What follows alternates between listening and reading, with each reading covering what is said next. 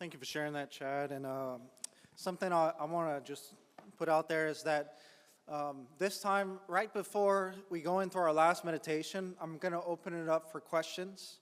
And I'll probably try to answer questions for maybe like 10 or 15 minutes. And then after, I'll be available for some other questions. And so if you have a question, I'd just encourage you to go ahead and write it down. And so we made it to the final talk, and what you'll see on, I believe it's your second page on your handout, I put a whole bunch of different resources that I used to gather all of this information. Some of these books being what I have right here. And notice there's a specific book for each method of prayer. Now, today what I did is I gave you kind of like a survey of all of the major styles or traditions of mental prayer. And what I would recommend for you is whichever one felt most spontaneous, I would encourage you to buy that book that corresponds to whichever method that is. Because really, this was meant to be an introduction. And I really poured through a lot of resources to try to figure out what is the most accessible way to get into these different methods of prayer. And so the one that you just got is the only primary text where the saint himself wrote it. But then the other ones is someone else explaining the saint's method.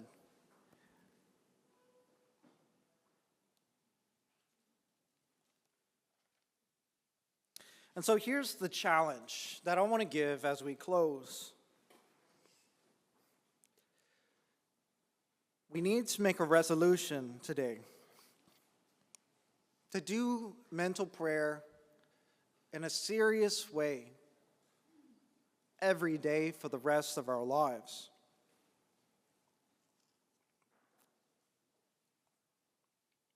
We start off with 15 minutes for justice, and eventually move up 30 minutes. It's important to do because, as St. Teresa explained, it's necessary for our salvation, but it's also important because what we're talking about here is our relationship with Christ. We shouldn't just do it because we have to do it. We do it because it's our daily conversation with the one who loves us the most. Because that's the privileged place where Jesus wants to reveal his particular love for us. If we miss out on prayer, we miss out on his love. And this last talk is where we get a little bit more practical. And St. Francis de Sales is really the master of the practical. He was revolutionary during his time because during his time, many people thought that a life of holiness was only reserved for the priests and the religious. St. Francis de Sales rightly rejected this idea. He wrote this book, Introduction to the Devout Life. He did not write this book for priests. He did not write this book for religious. He wrote this book for those who feel like it's impossible to live a devout life given a crazy world. He wants to communicate to those who are discouraged in their life in this world, discouraged that they feel like their life is too crazy, their life is too wild to be devoted to God. Those who feel like the world sucks all of the joy out of your life, all of the peace out of your life. And so what we're going to do, we're going to start off, I just want to read from this book. By the way, this book was provided by the Office of Catechesis here for the Diocese of Lafayette, and it's yours as a gift. So we're going to part 2, chapter 1. You should see the necessity of prayer. I want you to follow along. Prayer brings our mind into the brightness of divine light and exposes our will to the warmth of divine love.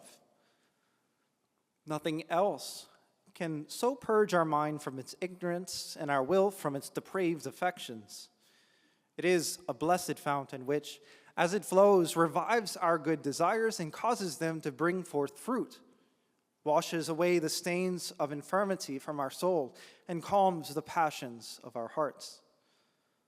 Above all, I would recommend mental prayer, the prayer of the heart, and that drawn from the contemplation of our Savior's life and passion. If you habitually meditate upon him, your whole soul will be filled with him. You will learn his expression and learn to frame your actions after his example. He is the light of the world. It is therefore in him, by him, and for him that we must be enlightened and illuminated. Such meditation is the desired tree, under the shadow of which we must repose. It is Jacob's well, wherein we may wash away all our stains. Do not children, as they hearken to their mother and lisping, imitate her, gradually learn to speak her language. And so, if we remain close to the Savior, meditating upon him and giving heed to his words, his actions, and his affections, we shall gradually, by the help of his grace, learn to speak, to act, and will like him.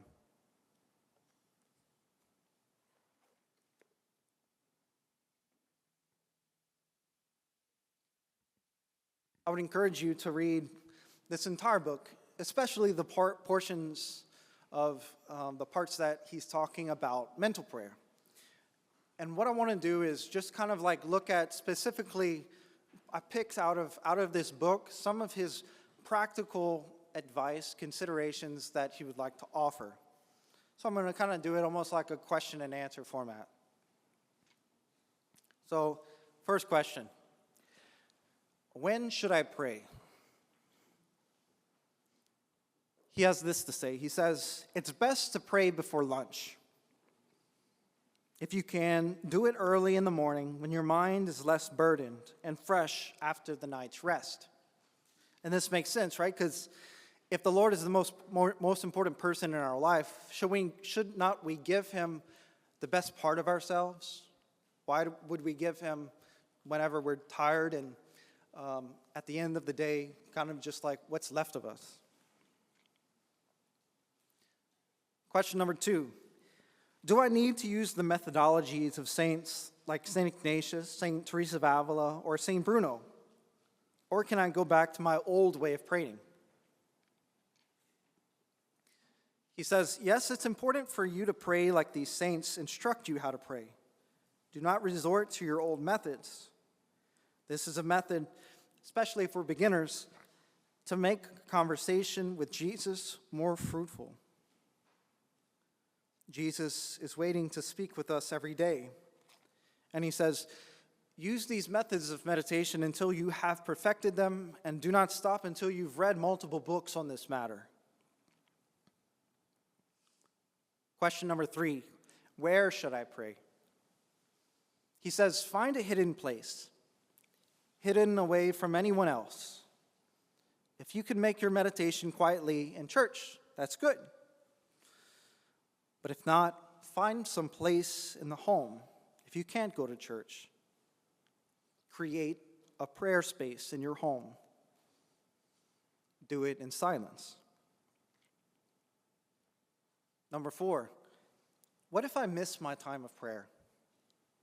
He says, if it should happen that your morning goes without the usual meditation, either owing to pressure of business or from any other cause, which interruptions you should try to prevent as far as possible, try to repair the loss in the afternoon, but not immediately after a meal, or perhaps you will be drowsy, which is bad both for your meditation and for your health, he says. But if you are unable all day to make up for the omission, you must make up for it by crying out to heaven and by reading some spiritual book, together with an act of penitence for the neglect, together with a steadfast resolution to do better the next day.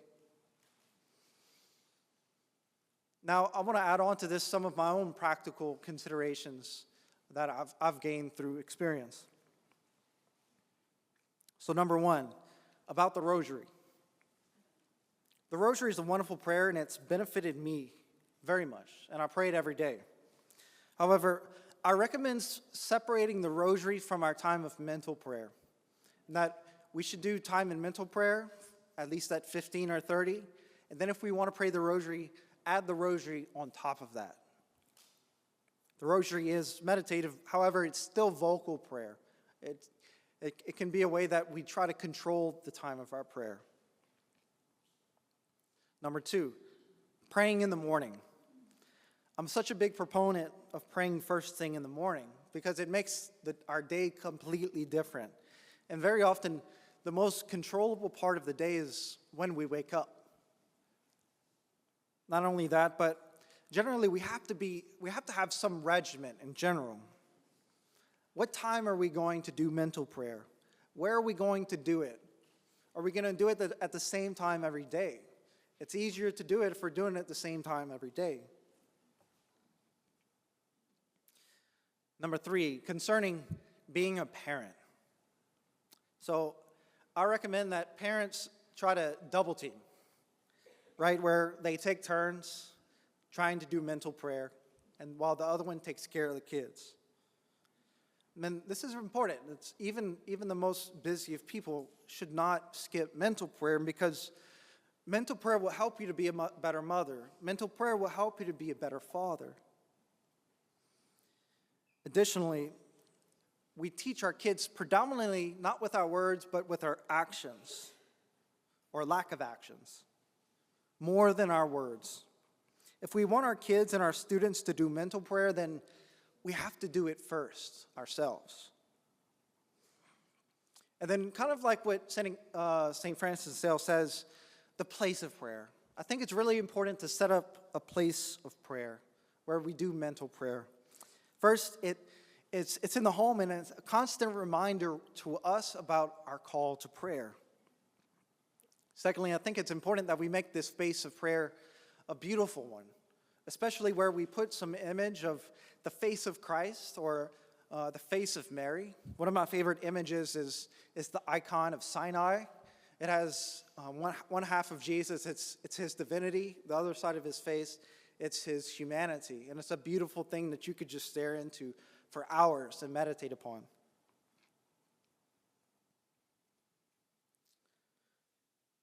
Before we head on to our saints' methodology, there's one last message I'd like to give, and it's kind of just like an overall exhortation. If we feel like there's any one of us who feels like God hides from them, and that God doesn't want to reveal himself to you, the reality is that God doesn't hide from any one of us.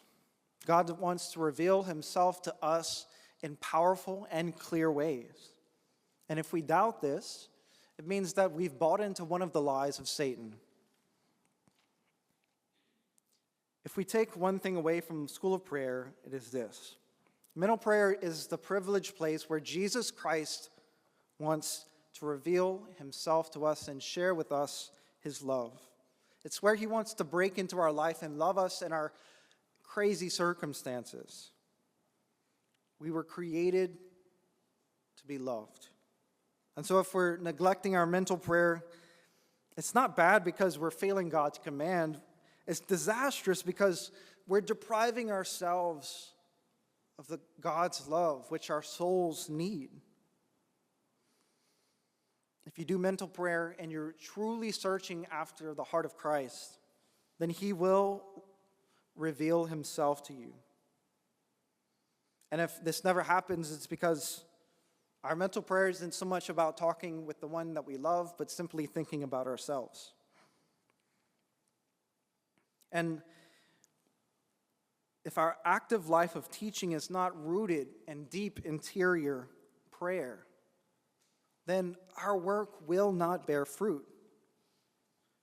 And we need to teach children how to do mental prayer, because the older you get, the harder it is to learn it.